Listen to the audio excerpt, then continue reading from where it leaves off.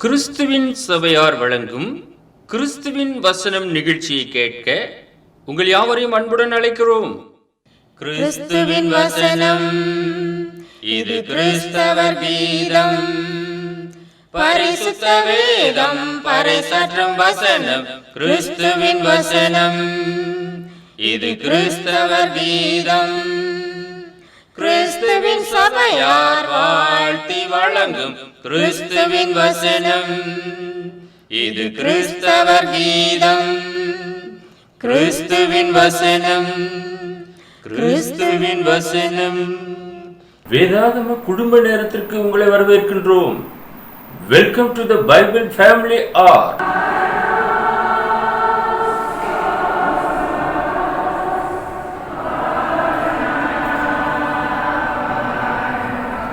நம்முடைய ஆண்டவரும் இரட்சகருமாகிய இயேசு கிறிஸ்து சொல்லியிருக்கிறார், வேத வாக்கியங்களை ஆராய்ந்து பாருங்கள், அவைகளால் உங்களுக்கு நித்திய ஜீவன் உண்டென்று எண்ணுகிறீர்களே, என்னை குறித்து சாட்சி கொடுக்கிறவைகளும் அவைகளே என்று. யோவான் எழுதின சுவிசேஷம் 5வது அதிகாரம் 39வது வசனம். எனவே நாமும் வேத வாக்கியங்களை ஆராய்ந்து கற்றுக்கொள்ளுவோம். அன்பானவர்களே, வேதாகம குடும்ப நேர நிகழ்ச்சிக்கு உங்கள் யாவரையும் நம்முடைய ஆண்டவராக இயேசு கிறிஸ்துவின் பரிசுத்தமான நாமத்தில் வாழ்த்தி வரவேற்பதிலே மிகுந்த மகிழ்ச்சி அடைகிறோம். இன்றைய நாள் வேதாகம குடும்பங்கள் நிகழ்ச்சிக்காக நாம் லாசருவின் குடும்பத்தை குறித்து தியானம் செய்யும்படியாக இருக்கிறோம். The family of Lazarus. புதிய ஏற்பாட்டிலே 2 லாசருவை பற்றி நாம் படிக்கிறோம். ஒன்று மார்த்தாளின் சகோதரனாகிய லாசரு. இன்றைய நாளிலே நாம் படிக்க இருக்கிற லாசரு தரித்திரனாகிய லாசரு. இவன் கொடிய பருக்கள் நிறைந்தவனாக இருந்தான். இந்த லாசரு என்றால் கர்த்தர் துணை என்று அர்த்தம். லூக்கா 16வது அதிகாரம் 20வது வசனம், லாசரு என்னும் பெயர் கொண்ட ஒரு தரித்திரனும் இருந்தான், அவன் பருக்கள் நிறைந்தவனாய் அந்த ஐஸ்வர்யவானுடைய வாசலருகே கிடந்தான் என்று பார்க்கிறோம். அன்பானவர்களே, ஒரு தரித்திரனும் இந்த உலகத்திலே வாழ்ந்து மரிக்கின்றான், ஒரு ஐஸ்வர்யவானும் வாழ்ந்து மரிக்கின்றான். இருவருடைய நிலைமைகளை பற்றி பரிசுத்த வேதாகமம் என்ன சொல்கிறது? நம்முடைய ஆண்டவராய் இயேசு கிறிஸ்து இதை உணர்த்தியிருக்கின்றார். இந்த லாசரு தரித்திரனாக இருந்தான், கொடிய பருக்கள் நிறைந்தவனாக இருந்தான். அவனுடைய உடம்பிலே கொப்பளங்கள் இருந்தது. அந்த கொப்பளங்கள் வெடித்து அந்த சலங்கள் எல்லாம் வடிய ஆரம்பித்தது.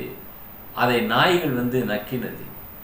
அந்த அளவுக்கு வேதனையோடு அந்த தரித்திரன் ஐஸ்வர்யவானுடைய வாசல் அருகே கிடந்து வாழ்ந்தான் என்று நாம் பார்க்கிறோம். யோபு 14வது அதிகாரம் 22வது வசனம் சொல்லுகிறது, அவன் மாம்சம் அவனில் இருக்கும் அளவும் அதற்கு நோவு இருக்கும், அவன் ஆத்துமா அவனுக்குள் இருக்கும் மட்டும் அதற்கு துக்கம் உண்டு என்றான். இந்த மாம்சத்திலே நாம் எவ்வளவு நாட்கள் இந்த பூமியிலே வாழுகிறோமோ அவ்வளவு நாட்களுக்கு அது வேதனை இருக்குமா? அந்த மாம்சம் வேதனையோடு தான் வாழும். மாம்சம் அவனில் இருக்கும் மட்டும் அதற்கு நோவு இருக்கிறது, வேதனை. அந்த ஆத்துமா, அந்த மாம்சத்துக்குள்ளாக ஒரு ஆத்துமா வாழ்கிறது, அந்த ஆத்துமாவும் அவனுக்குள் இருக்கும் மட்டும் அதற்கு துக்கம் உண்டு. அந்த ஆத்துமாவுக்கு துக்கம் வரும். நம்முடைய ஆண்டவராய் இயேசு கிறிஸ்து மரணத்துக்கு ஏதுவான துக்கம் நிறைந்தவராக இருந்தார். அவருக்கும் அந்த துக்கம் வந்தது. மாம்சத்திலே யாரெல்லாம் இருக்கிறார்களோ அவர்கள் எல்லோருக்குமே அந்த துக்கமானது இருக்கும். அந்த ஆத்துமாவிலே துக்கம் இருக்கும், அந்த மாம்சத்திலே நோவானது இருக்கும். அதைத்தான் நாம் யோபுலே நாம் பார்க்கிறோம். இந்த லாசருக்கு அந்த விதமான ஒரு வேதனை இருந்தது, நோவு இருந்தது, துக்கமும் இருந்தது. லூக்கா 16வது அதிகாரம் 21வது வசனத்துக்கு நாம் வரும்போது, அவனுடைய மேஜையிலிருந்து விழுந்த துணிக்கைகளாலே தன் பசியை ஆற்ற ஆசையாய் இருந்தான். ஐஸ்வர்யவானுடைய மேஜையிலிருந்து நிறைய வேஸ்ட் விழுகும். அவன் சுகபோகமாக வாழக்கூடியவனாக இருக்கின்றான், ஐஸ்வர்யவான். அந்த மேஜையிலிருந்து விழக்கூடிய துணிக்கைகளாலே தன் பசியை ஆற்ற ஆசையாக இருந்தான். நாய்கள் அவன் பருக்குகளை நக்கிற்று.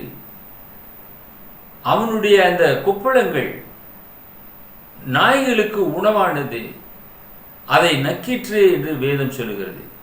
ஆனால் அவனுக்கோ அந்த ஐஸ்வர்யவானுடைய மேஜையிலிருந்து விழக்கூடிய துணிக்கைகள் கூட கிடைத்ததாக நாம் பார்க்க முடியவில்லை.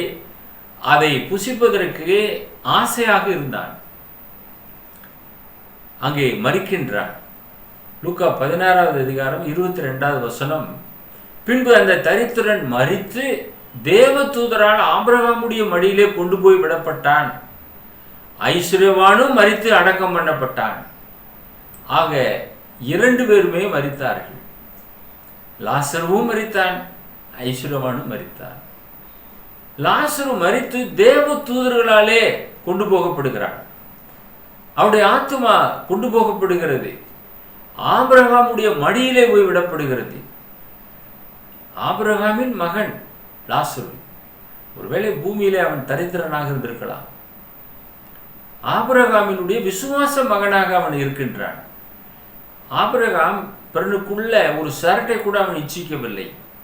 அதே போல இந்த கொடிய தரித்திரமுடைய இந்த லாசரு ஒரு திருடன் என்றோ ஒரு கொள்ளைக்காரன் என்றோ வேதாகமும் சொல்லவில்லை. அவனோ தரித்திரன், அவ்வளவுதான். கொடிய பருக்கள் நிறைந்தவனாக இருக்கிறான். இந்த பூமியிலே நாம் என்ன நிலைமையில இருக்கிறோம் என்பது அவசியம் அல்ல. நாம் எப்படி இருக்கின்றோம், எப்படி வாழ்கிறோம், அதுதான் மிக முக்கியம். அவன் தரித்திரனாக இருந்தாலும் சரி, ஆபிரகாமுடைய விசுவாச மகனாக இருந்தபடினாலே ஆபிரகாமுடைய மடிக்கு கொண்டு போகப்பட்டான். ஐஸ்வர்யவானும் அடக்கம் பண்ணப்பட்டான். ஆனால் அவனுடைய நிலைமை அங்கே வேதனையோடு கூட அனுபவிக்கிறான். லாசருவின் குடும்பத்தை பற்றி வேதாகமும் சொல்லவில்லை.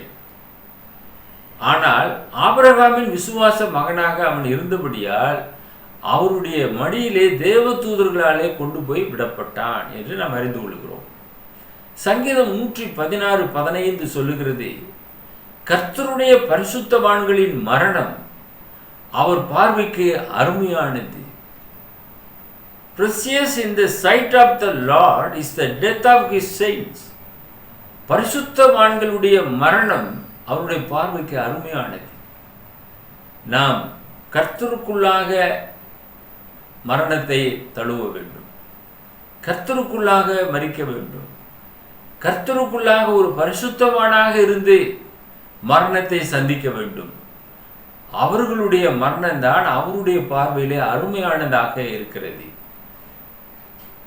ஆனால் இந்த ஐஸ்வர்யவானுடைய பார்வையை பாருங்கள். லூக்கா 16வது அதிகாரம் 23வது வசனம். பாதாளத்திலே அவன் வேதனைப்படுகிற போது அவன் பாதாளத்துக்கு கொண்டு போய் விடப்பட்டான். அவனும் ஆபிரகாமுக்கு மகன்தான். ஆனால் பாதாளத்துக்கு சென்று விட்டான். தன் கண்களை ஏறெடுத்து தூரத்திலே ஆபிரகாமையும் அவன் மடியிலே லாசருவையும் கண்டான். பூமியில இருக்கிற வரைக்கும் லாசருவை அவன் நோக்கி பார்க்கவில்லை. சுகபோகமாக சாப்பிட்டு கொண்டிருக்கிறான். அந்த தரித்திரன் லாசருக்கு கொஞ்சம் போய் கொடுங்கள் என்று ஒருபோதும் அவன் சொன்னதாக பைபிளில் சொல்லப்படவில்லை. அந்த துணிக்கைகள் கூட லாசருக்கு கிடைத்ததாக வேதாந்தத்திலே இல்லை. அவன் ஆசையாக இருந்தான். ஆனால் கொடிய பருக்கள் நிறைந்தவனாக இருந்தான். அந்த பருக்களை நாய்கள் நக்கினது. இப்பொழுது இந்த ஆபிரகாம் மடியில் இருக்கிற லாசருவை அந்த ஐஸ்வர்யவான் நோக்கி பார்க்கிறான். மூன்றாவது என்ன நடந்தது? லூக்கா 16:25 வரும்போது அதற்கு ஆபிரகாம் சொல்லுகிறார், மகனே, நீ பூமியிலே உயிரோடு இருக்கும் காலத்தில் உன் நன்மைகளை அனுபவித்தாய். லாசருவும் அப்படியே தீமைகளை அனுபவித்தான். அதை நினைத்துக்கொள். இப்பொழுது அவன் தேற்றப்படுகிறான், நீயோ வேதனைப்படுகிறாய். எல்லாவற்றுக்கும் ஒரு காலம் உண்டு என்று வேதம் சொல்லுகிறது அல்லவா? இப்பொழுது லாசரு ஆபிரகாமுடைய மடியிலே வாழ்ந்து கொண்டிருக்கின்றான். ஆனால் ஐஸ்வர்யவான் சுகபோகமாய் வாழ்ந்தவன் பாதாளத்திலே வேதனையை அனுபவிக்கிறான். நீயோ வேதனையை அனுபவிக்கிறாய். ஆபிரகாமுக்கு இருவருமே பிள்ளைகள் தான். அந்த சந்ததியிலே வந்தவர்கள் தான். நாமும் கூட ஆபிரகாமின் விசுவாச சந்ததிகளாக இருக்கின்றோம். ஆனால் நாம் எப்படி வாழ்ந்து கொண்டிருக்கிறோம்? ஐஸ்வரவானை போலையா அல்லது தரித்திரனாக இருந்த லாசருவை போலையா? யாருமே அந்த லாசருவை போல இருக்க விரும்ப மாட்டார்கள். ஆனால் லாசருடைய இயலாமையை நாம் பார்க்க வேண்டாம். அவன் எப்படி வாழ்ந்தான்? மற்றவர்களை கொள்ளையிட்டானா? விரோதமாக காரியங்களை செய்தானா? தீங்கு நினைத்தானா? அவன் பசியினால் வேதனை அனுபவித்தான். ஆனால் தேவனுடைய சமூகத்திலே உண்மையாக இருந்திருக்கிறான். எனவே தேவ தூதர்களாலே ஆபிரகாமுடைய மடியிலே போய் கொண்டு போய் விடப்பட்டான். ஆனால் இந்த ஐஸ்வர்யவானோ பாதாளத்திலே வேதனைப்பட்டான். லூக்கா 6வது அதிகாரம் 20-21 வசனங்கள். அப்பொழுது அவர் தம்முடைய சீஷர்களை நோக்கி பார்த்து, தரித்திரராகிய நீங்கள் பாக்கியவான்கள், தேவனுடைய ராஜ்யம் உங்களுடையது. நாம் ஒருவேளை லாசருவை போல இந்த பூமியிலே தரித்திரராக இருந்தாலும் இயேசு சொல்கிறார், பாக்கியவான்கள், தேவனுடைய ராஜ்யம் உங்களுடையது என்று சொல்கிறார். இப்பொழுது பசியா இருக்கிற நீங்கள் பாக்கியவான்கள், திருப்தி அடைவீர்கள். அதே போல லாசரு ஆபிரகாம் மடியிலே திருப்தி அடைந்தார். இப்பொழுது அழுகிற நீங்கள் பாக்கியவான்கள், இனி நகைப்பீர்கள். இந்த பூமியிலே ஒருவேளை நாம் அழுது கொண்டிருக்கலாம், ஆனால் நாம் மகிமையிலே சந்தோஷமாக நித்தியத்திலே தேவனோடு கூட வாழ்வோம். ஐஸ்வர்யவான் பூமியிலே சந்தோஷமாக வாழ்ந்தான், ஆனால் பாதாளத்திலே அழுகையோடு வாழ்ந்து கொண்டிருக்கிறான். இதுதான் நடைபெறக்கூடிய நிகழ்வாக இருக்கிறது. இங்கே நீங்கள் என்ன செய்து கொண்டிருக்கிறீர்கள்? எப்படி வாழ்ந்து கொண்டிருக்கிறீர்கள்? ராஜ்யத்தின் நிமித்தமாக துன்பத்தை அனுபவிப்பீர்கள் என்றால் நிச்சயமாக ஒரு காலத்திலே நீங்கள் சந்தோஷத்தை அனுபவிப்பீர்கள், நித்தியத்திலே அவரோடு கூட வாழும்போது. அதைத்தான் ஆண்டவர் இந்த வசனத்திலே நமக்கு உணர்த்துகிறார். இந்த ஐஸ்வர்யவான் லாசருவை அனுப்ப வேண்டும் என்று ஆபிரகாம் இடத்திலே ஒரு கோரிக்கையை வைக்கிறார். லூக்கா 16வது அதிகாரம் 24வது வசனம். அப்பொழுது அவன், தகப்பனாகிய ஆபிரகாமே, நீர் எனக்கு இறங்கி லாசரு தன் விரலின் நுனியை தண்ணீரில் தோய்த்து என் நாவை குளிர பண்ணும்படி அவனை அனுப்ப வேண்டும். இந்த அக்கினி ஜுவாலையில் வேதனைப்படுகிறேனே என்று கூப்பிட்டான். அங்கே ஆபிரகாமை நோக்கி பார்க்கிறான். ஆபிரகாமுடைய மடியில் இருக்கிற லாசருவை பார்க்கிறான். இவனோ பாதாளத்திலே வேதனையை அனுபவிக்கிறான். அக்கினி ஜுவாலை அவனை பற்றி இருக்கிறது. அவனுடைய நாவு வறண்டு போயிருக்கிறது. இப்பொழுது கேட்கிறான் ஆபிரகாமை பார்த்து, நீர் எனக்கு இரக்கம் செய்ய வேண்டும். ஏனென்றால் தகப்பன் அல்லவா, நீர் இரக்கம் செய்ய வேண்டும்.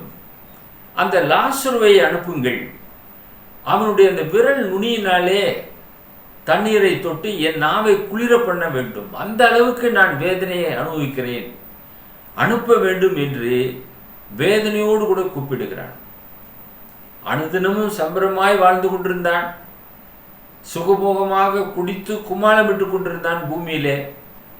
அந்த வாசல் அருகே கிடந்த அந்த லாசருவை நோக்கி பார்க்கவில்லை. இப்பொழுது அந்த லாசருடைய விரல் தண்ணீரை தொட்டு என் நாவை குளிர பண்ணும்படியாக அனுப்ப வேண்டும் என்று ஆபிரகாமை பார்த்து கேட்கின்றான். அன்பானவர்களே, அதாவது பின்பதாகத்தான் எல்லாமே தெரிய வரும் என்று சொல்வார்கள். அந்தப்படியாக இவனுக்கு பின்பதாக எல்லாமே தெரிய வருகிறது. ஆனால் போகக்கூடாத இடத்துக்கு போய்விட்டான். கோரிக்கைகளை வைக்கிறான். அதுக்கு ஆபிரகாமுடைய பதில் என்ன விதமாக இருந்திருக்கும்? நிச்சயமாக இங்கிருந்து ஒருவன் போனாலும் அதை செய்ய முடியாது. பெரிய பிளவு இருக்கிறது. அங்குள்ளவர்கள் இங்கே வர முடியாது, இங்குள்ளவர்கள் அங்கே போக முடியாது. அந்த அளவுக்கு ஒரு பெரிய பிளவானது இருக்கிறது. நான்காவதாக நாம் பார்க்கும்போது அவன் ஆபிரகாமை பார்த்து கேட்கிறான். லூக்கா 16வது அதிகாரம் 28வது வசனம். நீர் அவனை என் தகப்பன் வீட்டுக்கு அனுப்பும்படி உம்மை வேண்டிக் கொள்ளுகிறேன் என்றான். இப்பொழுது இவன் பாதாளத்திலே வேதனை அனுபவித்துக் கொண்டு அந்த இடத்திற்கு தகப்பன் வீட்டாரும் வந்துவிடக்கூடாது என்று நினைக்கிறான். அப்பையும் கூட பாருங்க, அவனுடைய குடும்பத்தை குறித்ததான கவலை தான் அவனுக்கு இருக்கிறது. அந்த லாசருவை போல நிறைய தரித்திரர்கள் இருக்கிறார்களே, அவர்களுக்கெல்லாம் என்னுடைய சொத்துக்களை எல்லாம் பிரித்து கொடுக்கும்படியாக இங்கிருந்து யாராவது அனுப்பும் என்று அவன் கேட்கவில்லை. அவன் என்ன கேட்குறான், தன்னுடைய குடும்பத்திலேருந்து இங்கே யாராவது வந்துடக்கூடாது, அதனால இங்கிருந்து யாராவது அனுப்பி அவர்களுக்கு நற்செய்தியை சொல்லும்படியாக அனுப்புங்க, அல்லது அந்த லாசருவை அனுப்புங்க, நீர் அவனை என் தகப்பன் வீட்டுக்கு அனுப்பும்படி உம்மை வேண்டிக் கொள்ளுகிறேன் என்று கேட்கிறான். அதற்கு ஆபிரகாமுடைய பதில் என்னவாக இருந்தது? லூக்கா 16வது அதிகாரம் 29வது வசனம். ஆபிரகாம் அவனை நோக்கி, அவர்களுக்கு மோசேயும் தீர்க்கதரிசிகளும் உண்டு, அவர்களுக்கு அவர்கள் செவி கொடுக்கட்டும் என்றான். அங்கே ஏற்கனவே மோசே இருக்கிறார், இன்னும் தீர்க்கதரிசிகள் இருக்கிறாங்க, அவங்களுக்கெல்லாம் செவி கொடுத்து இந்த சரியான இடத்திற்கு வந்து சேரட்டும் என்று ஆபிரகாம் பதில் சொல்லிவிடுகிறார்.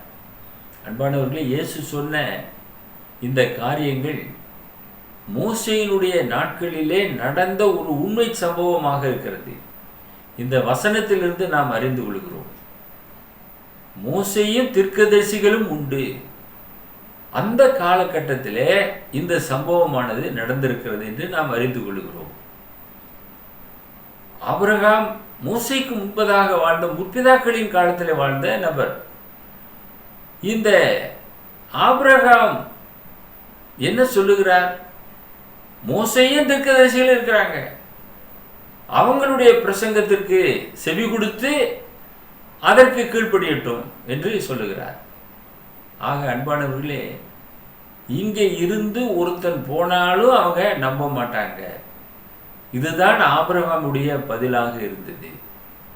தேவன் சகலத்தையும் நேர்த்தியாக செய்கிறார், தம்முடைய திருச்சித்தத்தின்படியாக ஜனங்களை வழிநடத்துகிறார். ஒரு நினிவே பட்டணம் மனம் திரும்ப வேண்டும் என்றால் தேவன் அங்கிருந்து ஏஞ்சல்ஸ்களை அனுப்பவில்லை. நினிவேல போய் பிரசங்கம் செய்யுங்கள். அந்த நினிவேலை பிரசங்கம் செய்யும்படியாக ஒரு யோனா தீர்க்கதரிசியை அனுப்புகிறார். அந்த யோனா தீர்க்கதரிசி போய் பிரசங்கம் செய்கிறார். நினிவே கவிழ்க்கப்பட்டு போகும். அப்பொழுது எல்லாரும் ரெட்டுடுத்தி மனம் திரும்புகிறார்கள். அவருடைய ஜெபத்தை கேட்டு தேவன் நினிவேயை அழிக்கவில்லை. இப்படித்தான் ஜனங்கள் மனம் திரும்பும்படியாக தேவன் எதிர்பார்க்கிறார். பைத்தியமாக தோன்றக்கூடிய பிரசங்கத்தினாலே விசுவாசிகளை ரட்சிக்க தேவனுக்கு பிரியமாயிற்று. மனிதர்களிலிருந்தே தேவன் ஏற்படுத்துகிறார் என்று நாம் பார்க்கிறோம். அதனால மோசே தீர்க்கதரிசிகள்லாம் இருக்கிறாங்க, அவங்களுக்கு அவங்க செவி கொடுத்து உன்னுடைய குடும்பத்தார் மனம் திரும்பட்டும் என்று ஆபிரகாம் சொல்லிவிடுகிறார். அதற்கு அவனுடைய பதில் என்னவாக இருந்தது? லூக்கா 16வது அதிகாரம் 30வது வசனம். அதற்கு அவன், அப்படி அல்ல, தகப்பனாகிய ஆபிரகாமே, மரித்தோரிலிருந்து ஒருவன் அவரிடத்தில் போனால் மனம் திரும்புவார்கள் என்றான். அவனுடைய அந்த பேச்சு பாருங்க, செத்து பாதாளத்துக்கு போயிட்டாலும் கூட அது விடவில்லை அவனை. ஆபிரகாமுக்கே புத்தி சொல்லுகிறான். அப்படி அல்ல, தகப்பனாகிய ஆபிரகாமே, மரித்தோரிலிருந்து ஒருவன் அவர்களிடத்தில் போனால் மனம் திரும்புவார்கள். தகப்பனுக்கே ஒரு ஆலோசனை சொல்லுகிறான். அவன் செத்து பாதாளத்துக்கு போயும் இந்த அப்படி அல்ல என்ற ஒரு வார்த்தையை அவனை விட்டுவிடவில்லை. பூமியில் இருக்கிற நாளெல்லாம் யார் சொன்னாலும் கேட்காம, அப்படி இல்லை, நான் சொல்றதை கேளுங்க, அப்படியே அவன் வளர்ந்துருப்பான். அதனால அங்கேயும் போய் ஆபிரகாமுக்கே புத்தி சொல்லுகிறான். அப்படி அல்ல தகப்பனாகிய ஆபிரகாமே என்று சொல்லுகிறான். அன்பானவர்களே, ஆபிரகாம் இங்கிருந்து போனாலும் அவங்க நம்ப மாட்டாங்க என்று முடித்து விடுகிறார். அன்பானவர்களே, தேவனுடைய சமூகம் என்பது அது அற்புதமான ஒரு இடம். அதற்கு பணம் காசு தேவையில்லை, உண்மையான மனது இருந்தால் போதும். தரித்திரனாகி அந்த லாசருவை போல உண்மையுள்ள ஒரு மனுஷனாக இருக்க வேண்டும். அவன் பூமியிலே குடிகட்டி பறந்தானா, கூழ் குடித்து வாழ்ந்தானா என்பது அவசியமில்லை. அவன் உண்மையாக வாழ்ந்திருக்க வேண்டும். அவன் பரிபூர்ணமான ஆசீர்வாதத்திற்கு தகுதி உள்ளவனாக மாற்றப்படுவான். அந்த விதமாக லாசரு ஆபிரகாமுடைய மடிக்கு கடந்து சென்றார். ஐஸ்வர்யவானோ பாதாளத்திலே தள்ளுண்டு போனான் என்று நாம் பார்க்கிறோம். ஐந்தாவதாக நமக்கான பாடம் என்ன? இந்த ஐஸ்வர்யவானும் தரித்திரனும் ஒருவரை ஒருவர் சந்திக்கிறார்கள். நீதிமொழிகள் 22:2 நாம் வாசிக்கிறோம். ஐஸ்வர்யவானும் தரித்திரனும் ஒருவரை ஒருவர் சந்திக்கிறார்கள். அவர்கள் அனைவரையும் உண்டாக்கினவர் கர்த்தர். கர்த்தர் தான் உண்டு பண்றார். ஐஸ்வர்யவானையும் அவர் தான் உண்டு பண்ணினார், தரித்திரனையும் அவர் தான் உண்டு பண்ணினார். இந்த இருவருமே உண்டு பண்ணினவர் தேவன் தான். இந்த இருவருடைய பேச்சுக்களை நாம் ஆண்டவர் சொன்ன காரியத்திலிருந்து நாம் தெரிந்து கொண்டோம். ஆபிரகாமை பார்த்து அவன் கேட்கிறான். ஆக லாசருவை அவன் அறிகிறான். லாசருவுக்கும் இந்த ஐஸ்வர்யவானை பற்றி தெரியும். ஏன்னா அவன் வாசல் அருகே கிடந்தான். அவனுடைய அந்த மேஜையிலிருந்து விழக்கூடிய துணுக்கைகளாலே தன் பசியை ஆற்ற ஆசையாக இருந்தான். அது அவனுக்கு கிடைக்கல. ஆக இருவருமே ஒருவரை ஒருவர் அறிகிறார்கள், சந்திக்கிறார்கள். நீதிமொழிகள் 22:2 படியாக ஐஸ்வர்யவானும் தரித்திரனும் ஒருவரை ஒருவர் சந்திக்கிறார்கள். அவர்கள் அனைவரையும் உண்டாக்கினவர் கர்த்தர். இதுக்கு சில பேர் சொல்லக்கூடும், ஏன் தேவன் இப்படி படைத்தார்? ஒரு பணக்காரனை படைக்கலையே. பணக்காரன் ஒருபோதும் நான் ஒரு தரித்திரனாக படைக்கப்படவில்லையே என்று சொல்ல மாட்டான். தரித்திரன் தான் ஒரு வேளை ஏன் தேவன் இப்படி தரித்திரனாக படைத்தார் என்று சொல்லக்கூடும். ஆனால் தரித்திரர்கள் தான் தேவனுடைய ராஜ்யத்தை சுந்தரிப்பார்கள். அதான் உண்மை. இந்த பைத்தியமாக தோன்றக்கூடிய பிரசங்கத்தினாலே விசுவாசிகளை ரட்சிக்க தேவனுக்கு பிரியமாயிற்று. நம்ம எல்லாம் அநேகர் சொல்வார்கள், இவர்கள் எல்லாம் பைத்தியக்காரர்கள் அல்லவா என்று சொல்வார்கள். நாம் கிறிஸ்துவுக்கு பைத்தியக்காரர்களாக இருக்கின்றோம். கிறிஸ்துவுக்காக நாம் அந்த விதமாக இருக்கிறோம். ஏழ்மையில இருக்கிறோம். உலக சூழ்நிலைகளை அறிந்து வாழ்ந்து கொண்டிருக்கிறோம். அநேகருக்கு நாம் உதவி செய்யும்படியாக முயற்சி எடுக்கிறோம். ஆகையினாலே நாம் தரித்திரர்களாகவே இருக்கிறோம். இயலாமையிலே நாம் இருக்கிறோம். பண கஷ்டத்தில் இருக்கிறோம். இருந்த போதிலும் கர்த்தர் நம்முடைய வாழ்க்கையிலே போதுமானவராக இருக்கிறார். அதற்காக நீங்கள் தேவனுக்கு நன்றி சொல்லுங்கள். ஆக இந்த பூமியிலே ஐஸ்வர்யவான்களையும் நாம் பார்க்கிறோம், தரித்திரர்களையும் பார்க்கிறோம். ஒருவரை ஒருவர் சந்திக்கவும் செய்கிறார்கள். இந்த ஊமையிலே நாம் பார்த்தபடியாக ஒருவரை ஒருவர் பார்த்து கண்டுகொள்ளாமல் போகக்கூடிய ஒரு இக்கட்டான ஒரு சூழ்நிலையில தான் இந்த உலக ஜனங்கள் வாழ்ந்து கொண்டிருக்கிறார்கள் என்று நாம் அறிந்து கொள்கிறோம். ரோமர் 11வது அதிகாரம் 34வது வசனம், கர்த்தருடைய சிந்தையை அறிந்தவன் யார்? அவருக்கு ஆலோசனைக்காரனாய் இருந்தவன் யார்? Who has know the mind of the Lord, or who has been his counselor? அவருக்கு நாம் ஒருபோதும் ஆலோசனை சொல்லவே முடியாது. அவருடைய சிந்தையை நாம் அறிய முடியாது. அவர் இந்த வானம் பூமி எல்லாவற்றையும் சிருஷ்டித்தார். பூமிக்கு ஒரு நிறையை உண்டாக்கி வைத்திருக்கிறார். அந்தரத்திலே தொங்க வைத்திருக்கிறார். அது அவருடைய அனந்த ஞானம், அவருடைய திட்டம். அவருக்கு நாம் ஒருபோதும் ஆலோசனை சொல்லிவிட முடியாது. யாரும் அவருடைய சமூகத்திலே ஆலோசனைக்காரராக இருக்க முடியாது. அவர் அதிசயமானவர், ஆலோசனை கர்த்தர் என்று வேதம் சொல்லுகிறது. நாம் பூமியில் இருக்கிற நாட்களிலே அவரால் சிருஷ்டிக்கப்பட்ட நாம் அவருடைய வசனங்களுக்கு கீழ்ப்படிந்தவர்களாக வாழும்போது ஒரு நிலையான ஆசீர்வாதத்துக்கு நேராக நாம் வழிநடத்தப்படுவோம். தேவ சுத்தத்தை பரிசுத்த வேதாமத்தின் துணை கொண்டு நாம் புரிந்து கொள்ள வேண்டும். லாசருக்கு குடும்பம் இல்லை. அவனுடைய உறவை பற்றி பரிசுத்த வேதாமம் சொல்லவில்லை. ஆனால் அற்புதமான ஆபிரகாமின் குடும்பத்திலே அவனும் ஒரு மகன். அதனாலே ஆபிரகாமுடைய மடியிலே போய் தேவதூதர்களாலே விடப்பட்டான். தேவதூதர்கள் போய் ஆபிரகாம் மடியிலே ஏன் விட்டார்கள்? ஆபிரகாமுடைய மகன், ஆபிரகாம் இடத்துல தானே போய் விட வேண்டும். அதனாலே ஆபிரகாம் மடியில் போய் விட்டார்கள். இந்த பூமியில ஒருவேளை அந்த தரித்திரன் ஆபிரகாமுடைய மகன் என்று அறிந்திருந்தால் அவனுக்கு வஸ்திரம் வாங்கி கொடுத்திருப்பார்கள், நல்ல சாப்பாடு போட்டிருப்பார்கள், அவனை வீட்டிலேயே கூட போய் தங்க வைத்திருப்பார்கள். ஆனால் உண்மையிலே அவன் ஆபிரகாமின் மகன்தான். ஆனால் பூமியிலே பார்க்கக்கூடிய ஜனங்கள் வேற கண்ணோட்டத்திலே அந்த லாசருவை பார்த்தார்கள். அதனாலே பக்கமாக விலகி போயிருப்பார்கள். அந்த ஐஸ்வர்யவானும் கண்டுகொள்ளாதிருந்தான். இப்பொழுது ஆபிரகாமுடைய மடியில் இருக்கிறபடினாலே அவன் கண்டுகொள்ளுகிறான். அந்த விரல் அவனுக்கு தேவையாக இருக்கிறது. பூமியில் இருக்கிற காலத்திலே லாசருவை நோக்கி பாராதவனாக இருந்தான், கண்டுகொள்ளாதவனாக இருந்தான். ஆபிரகாமுடைய மடிக்கு போன உடனே அங்கே நோக்கி பார்க்கிறான். அவனை என்னுடைய வீட்டிற்கு அனுப்பும் என்று சொல்லுகிறான். பாருங்கள், எல்லாருக்கும் பின்பதாகத்தான் ஞாபகத்துக்கு வரும் எல்லாமே. நாம் உயர்வான இடங்களில் இருக்கும்போது அவர்கள் நோக்கி பார்த்து இவனல்லவா என்று சொல்லுவார்கள். நீங்கள் ஆபிரகாமின் குமாரர்களாக குமார்த்திகளாக உண்மை உள்ளவர்களாக இருப்பீர்கள் என்றால் அந்த விசுவாச சந்ததியிலே நீங்கள் ஆசீர்வதிக்கப்பட்டவர்களாக இருப்பீர்கள். லாசருவை போல நீங்களும் ஆபிரகாமுக்கு பிள்ளைகளாக இருப்பீர்கள். அவருடைய சந்ததியிலே இருக்க பிரயாசம் கொள்ளுங்கள். இன்றைய நாளிலே லாசருவின் குடும்பத்தை குறித்து நாம் தியானம் செய்தோம். இந்த லாசருவினுடைய குடும்ப நிகழ்ச்சி உங்களுக்கு பிரயோஜனமாக இருந்திருக்கும் என்று நாங்கள் நம்புகிறோம்.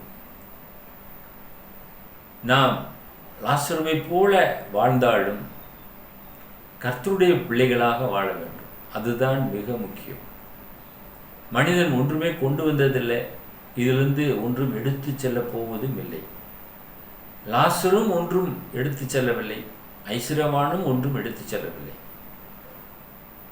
இருவரும் அவரவர்களுடைய இடத்திற்கு போய் சேர்ந்தார்கள்.